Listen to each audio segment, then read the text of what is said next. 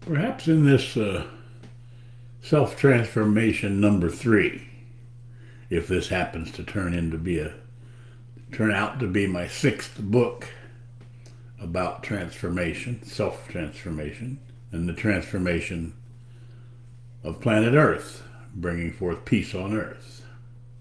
This particular rendition, chapter, discussion is about feelings. Feelings are removable. We were not born with feelings.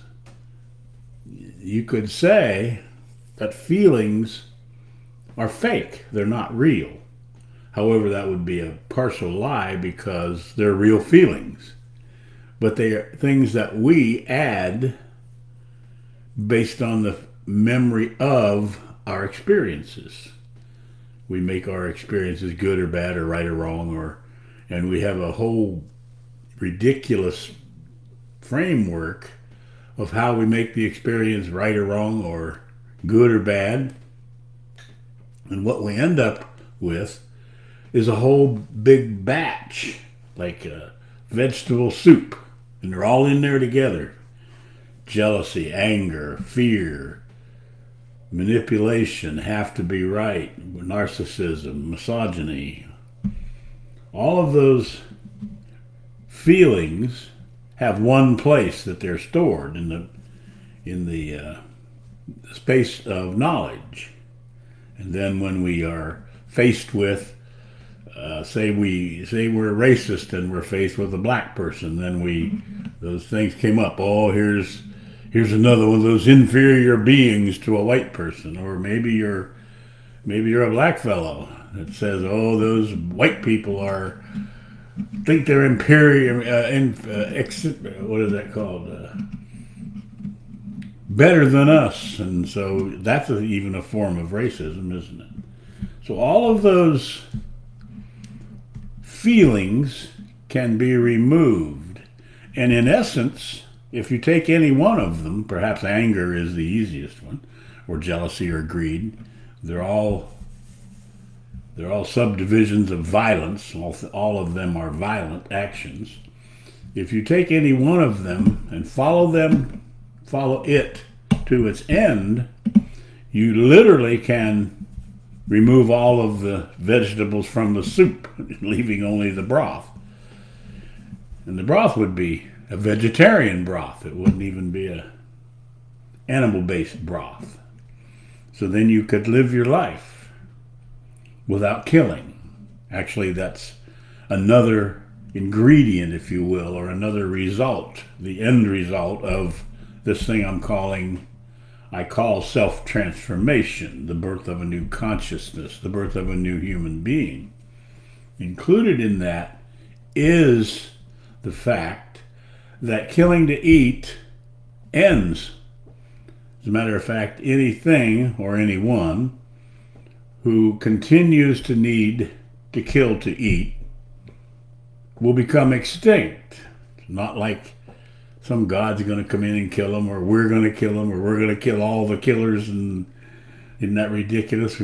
People consider that all we need to do is kill all the killers, and then we'd have peace on earth. But when you kill all the killers, you have to kill yourself, because obviously that's obvious, but not many people see the reality of it.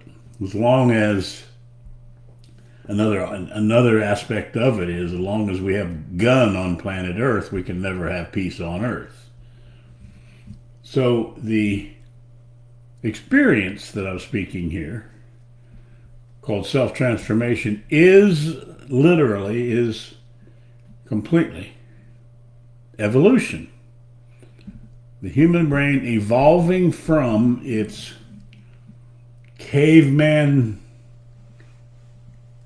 training and conditioning that it must kill to eat, that it must rape women to get sex, that it must grab all the money that it can grab in order to be a successful person, and that must hold onto a gun in one hand and the Bible in the other in order to be a man. All of those things disappear in the space left when all feelings are removed. Because removing all feelings is the removal of our violence. All feelings are an outgrowth, a result of, a function of violence. Self-transformation is removing the essence of our way of being in this consciousness, keeping in mind, in consciousness, which is violence.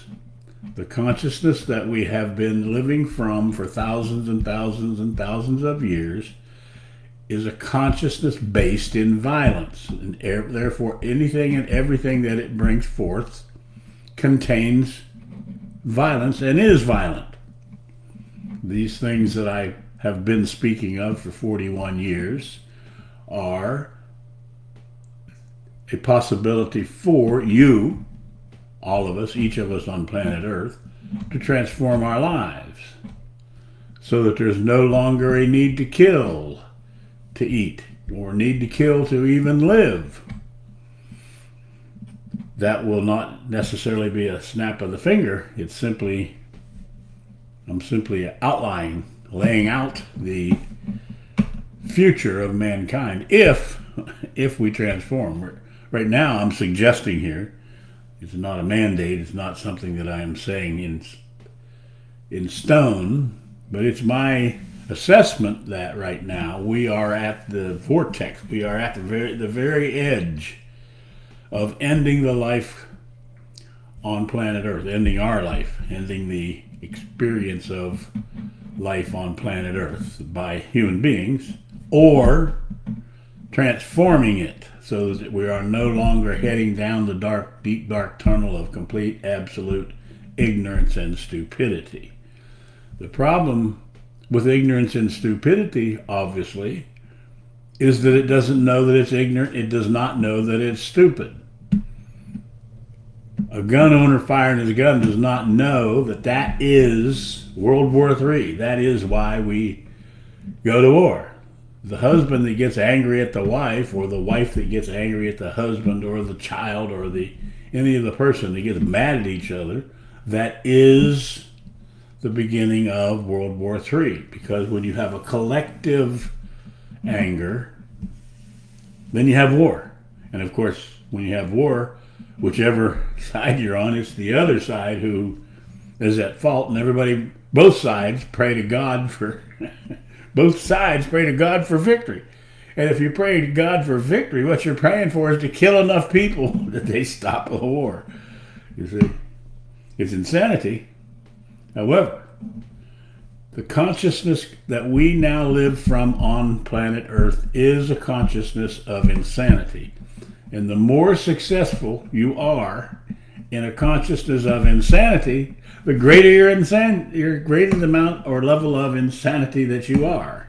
As I've said before in my 1 or 2 self-transformation tapes, that makes the most insane people on our planet, Musk and I never can remember their names. This Facebook guy, Huschnauber, and the Hathaway guy.